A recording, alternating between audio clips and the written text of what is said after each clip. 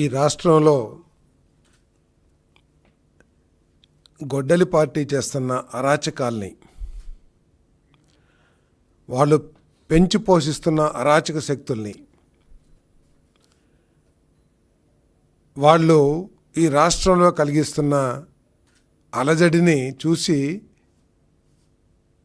శాంతిని కాంక్షించే ప్రజలు, రాష్ట్ర అభివృద్ధిని కాంక్షించే ప్రజలందరూ కూడా ఏమైపోతుంది రాష్ట్రానికి, ఈ పార్టీని తరిమి కొట్టాలి అని చెప్పేసి ఆలోచించే పరిస్థితికి వచ్చారని చెప్పేసి మనం చేస్తాను. ఒక పక్క చంద్రబాబు నాయుడు గారి నాయకత్వంలోని కూటమి ప్రభుత్వం మన పిల్లల కోసం, మన పిల్లల బంగారు భవిష్యత్తు కోసం మార్గం సుగమం చేయాలి, దానికి కావాల్సిన ఎకో సిస్టమ్ ఏర్పాటు చేయాలని చెప్పేసి అహర్నిశలు కృషి చేస్తాం. ఇంకో పక్క ప్రతిపక్షంగా చెప్పబడే గొడ్డలి పార్టీ వైఎస్ఆర్సీపీ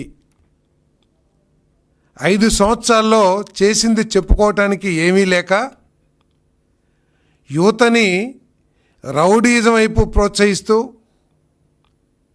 యువతని రఫ్రఫా విధానానికి లోను చేస్తూ, గంజాయి బ్యాచ్ల్ని ఎంకరేజ్ చేస్తూ, ప్రోత్సహిస్తూ ఈ రాష్ట్రంలో ఒక అలజడి పరిస్థితిని సృష్టించడానికి, దాని ద్వారా లబ్ధి పొందడానికి ప్రయత్నం చేయటం సిగ్గు చేయటం చెప్పేసి ఈ సందర్భంగా తెలియజేస్తా ఉన్నాను. ఏ విధంగా అయిపోయిందంటే ఈరోజు వైఎస్ఆర్ కాంగ్రెస్ పార్టీలో ప్రజలకు సేవ చేయటం కాదు.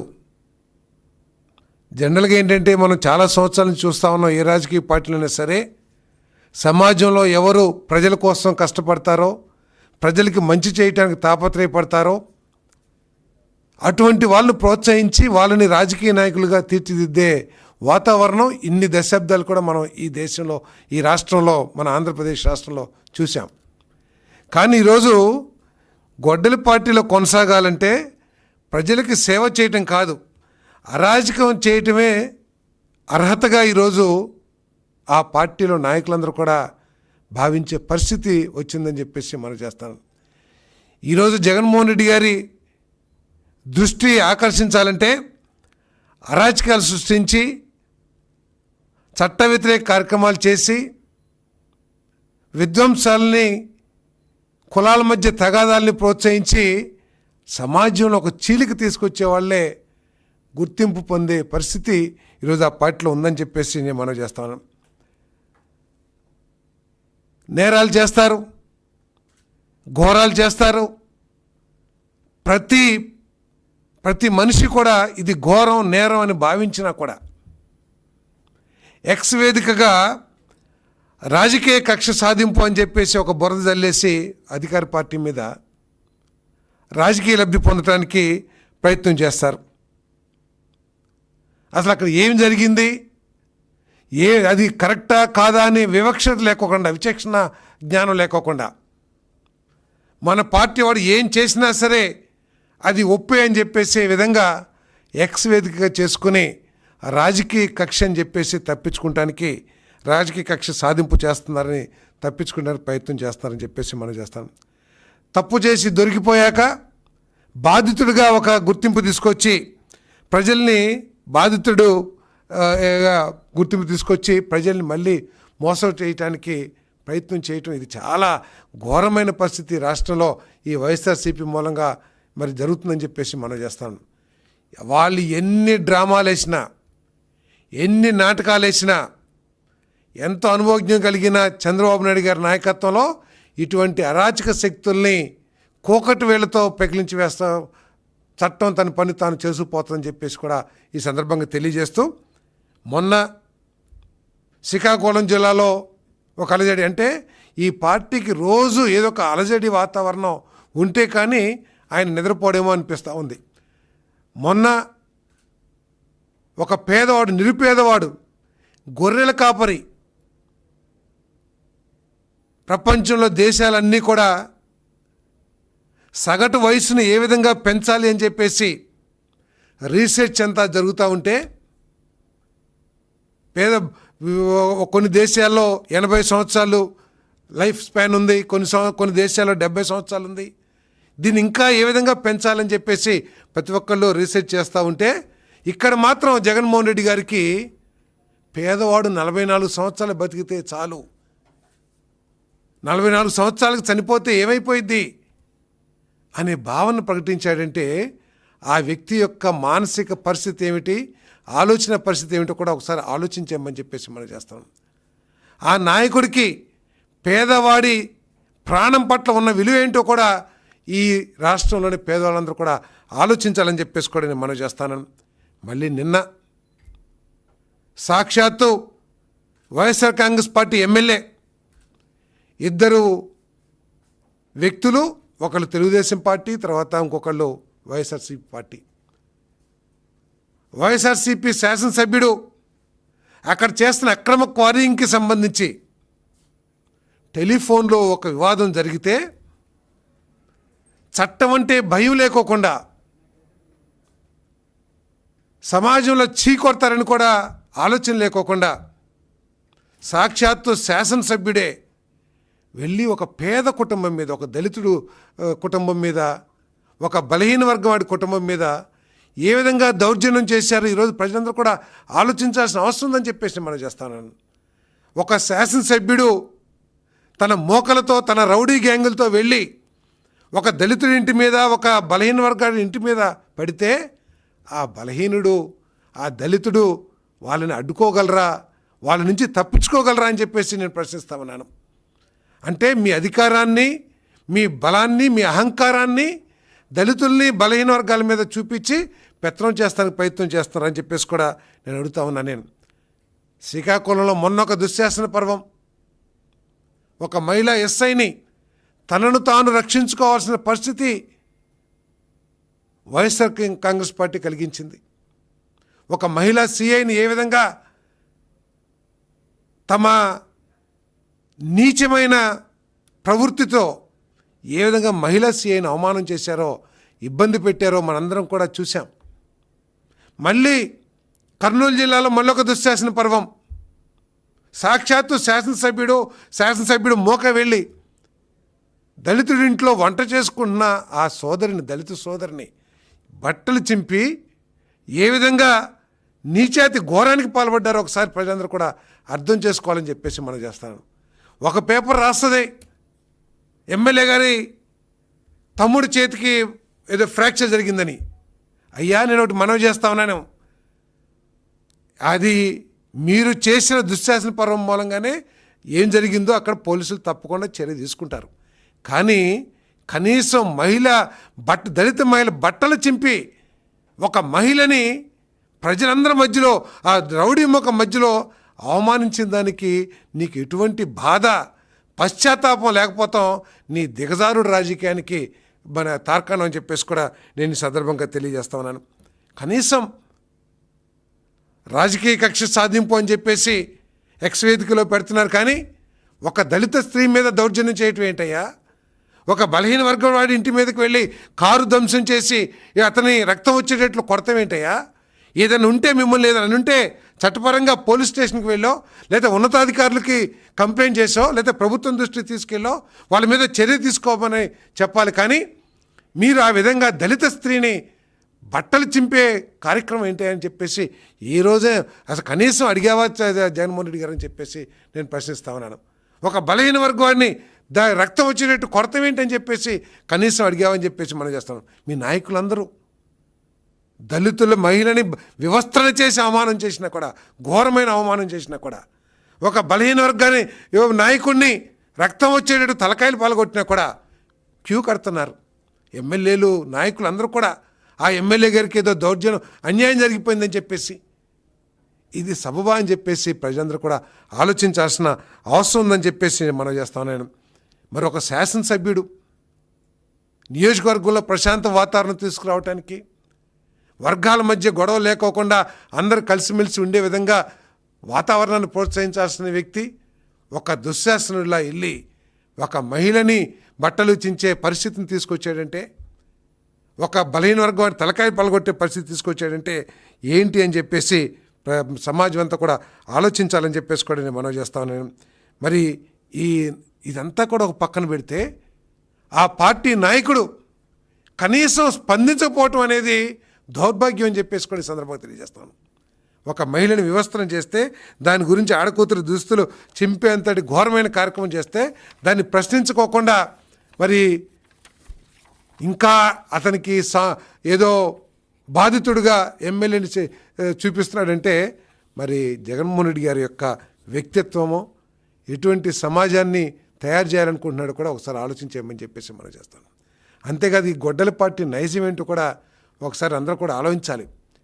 ఎవరైనా ఇప్పుడు ప్రజలు అసలు ఈ రాష్ట్రంలో ఏమి అభివృద్ధి జరగాలి, ఏమి జరుగుతుంది అనే దాని మీద దృష్టి పెట్టుకోకుండా వారి దృష్టి మా పిల్లల భవిష్యత్తు ఏంటి, మా పిల్లల భవిష్యత్తుకి ప్రభుత్వం ఏం చేస్తుంది, ప్రభుత్వం ఏం చేయాలి అనే ఆలోచన కూడా చేసుకునే అవకాశం లేకుండా ఆ దృష్టిని మరల్చడానికి ప్రతిరోజు ఒక అరాచకం, ప్రతిరోజు ఒక దౌర్జన్యం, ఎవడొకరిని కొడతామో లేకపోతే ఎవరినొకరిని చంపటమో ఏదో కార్యక్రమం చేసి ప్రజల దృష్టిని మరల్చడానికి ప్రయత్నం చేస్తుందని చెప్పేసి మనం చేస్తాం.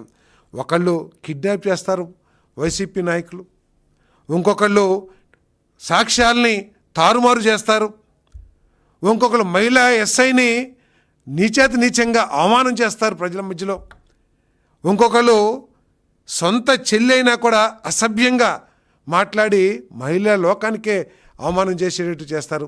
అయినా కూడా నాయకుడి దగ్గర నుంచి స్పందన ఏమి ఉండదని చెప్పేసి మనం చేస్తాను.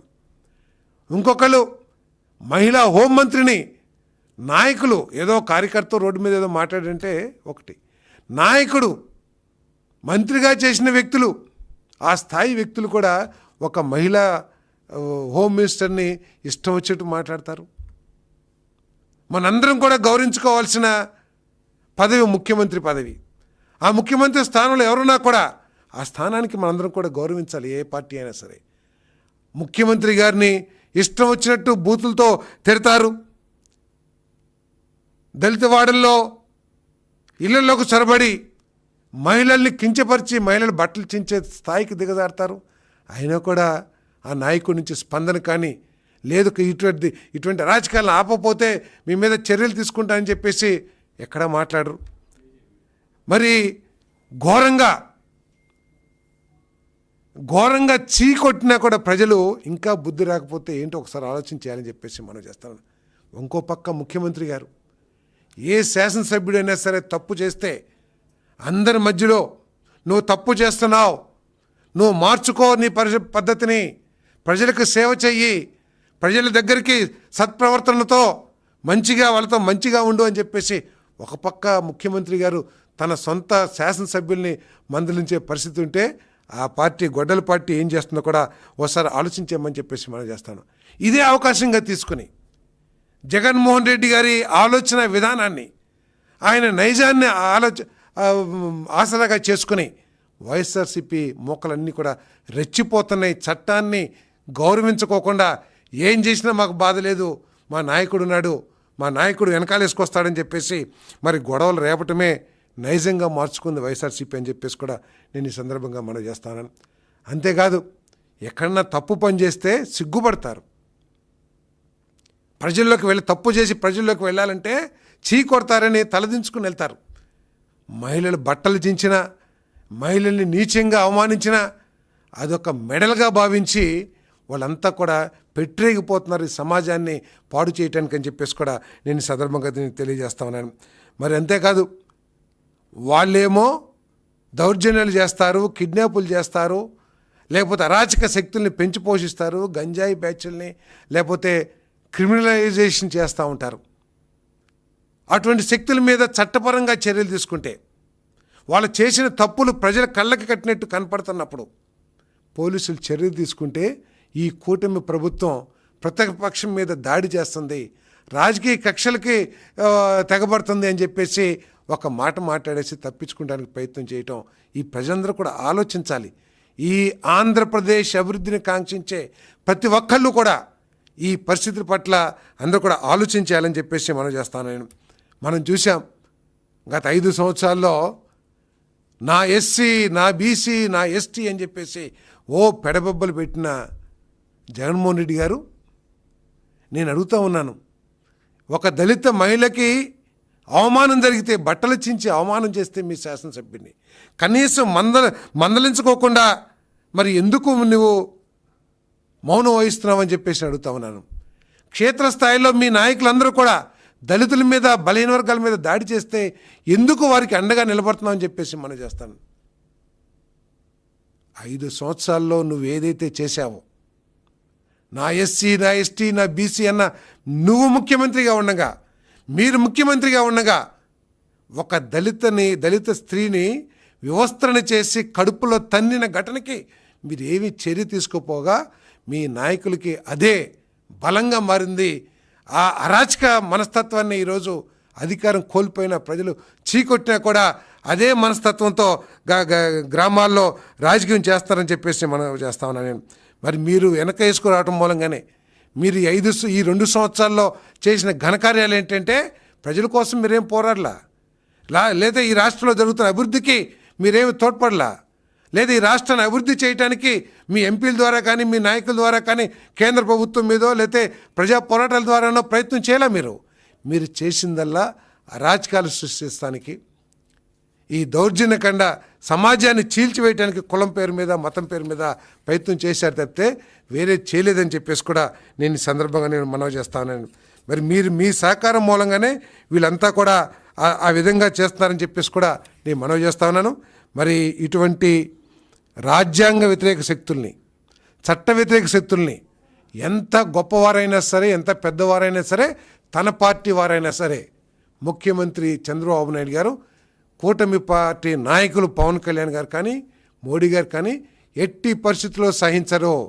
అటువంటి వాళ్ళు ఏ స్థాయిలో ఉన్నా సరే వాళ్ళ మీద చట్టపరంగా చర్యలు తీసుకుంటారని చెప్పేసి నేను ఈ సందర్భంగా నేను మనవి చేస్తా ఉన్నాను. మీరు మందలించాల్సిన మీరు మళ్ళీ ఏదో యాత్రలు చేసి వాళ్ళని సపోర్ట్ చేస్తున్నట్టు మాట్లాడితే ఎటువంటి పరిస్థితులు మరి ఈ రాష్ట్రంలో కలుగుతాయి కూడా ఒకసారి ఆలోచించాలని చెప్పేసి మనం చేస్తాను. ప్రజలందరూ కూడా ఒక్కసారి చూడండి ఏ విధంగా మహిళని అవమానం చేశారో, ఏ విధంగా ఒక బలహీన వర్గ నాయకుడు అతన్ని హత్యా ప్రయత్నం చేశారో కూడా ఒకసారి మీరందరూ కూడా వీక్షించాల్సిందిగా కోరుతా ఉన్నాను.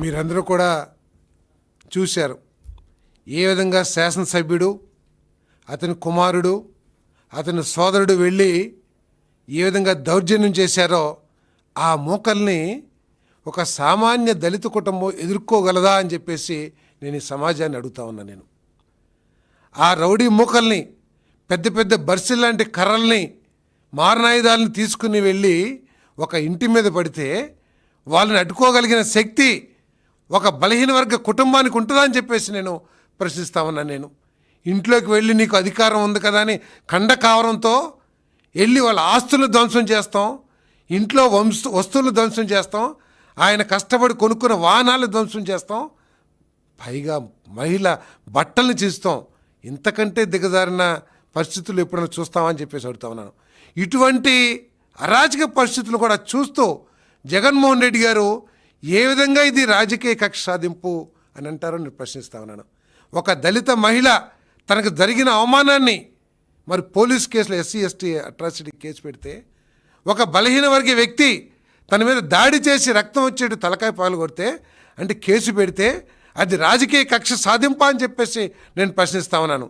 అంటే మీరు కొట్టినా, మీరు దౌర్జన్యం చేసినా, దళితుల్ని అవమానం చేసినా, బట్టలు చించినా కేసు పెట్టకూడదు, మౌనంగా బాధ భరించాల్సని మీరు భావిస్తున్నారని చెప్పేసి కూడా నేను జగన్మోహన్ రెడ్డి గారిని ప్రశ్నిస్తా ఉన్నాను. ఇప్పటికైనా సరే మీరు బుద్ధి మార్చుకుని ఈ దళితుల మీద, బలహీన వర్గాల మీద దాడిని మీరు ఆపకపోతే వీరి కోపాగ్నికి మీరు మసైపోవాల్సిన రోజు కూడా దగ్గరలో ఉందని చెప్పేసి కూడా నేను మనవి చేస్తా ఉన్నాను.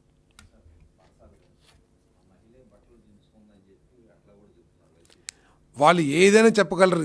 నీచానికి దిగజారి మనస్తత్వం ఉన్నవాళ్ళు ఏదైనా అబద్ధాలు చెప్పగలరు. ఒక మహిళ, మీరు ఆలోచన చేయండి, ఒక మహిళ అంతమంది ప్రజల మధ్యలో ఒక గౌరవప్రదమైన ఒక దళిత స్త్రీ బట్టలు చించుకుందంటే ఇంకెంతకి తప్పు చేస్తే, తప్పు ఎవరైనా చేయొచ్చు, తప్పుకి పశ్చాత్తాపపడాలి.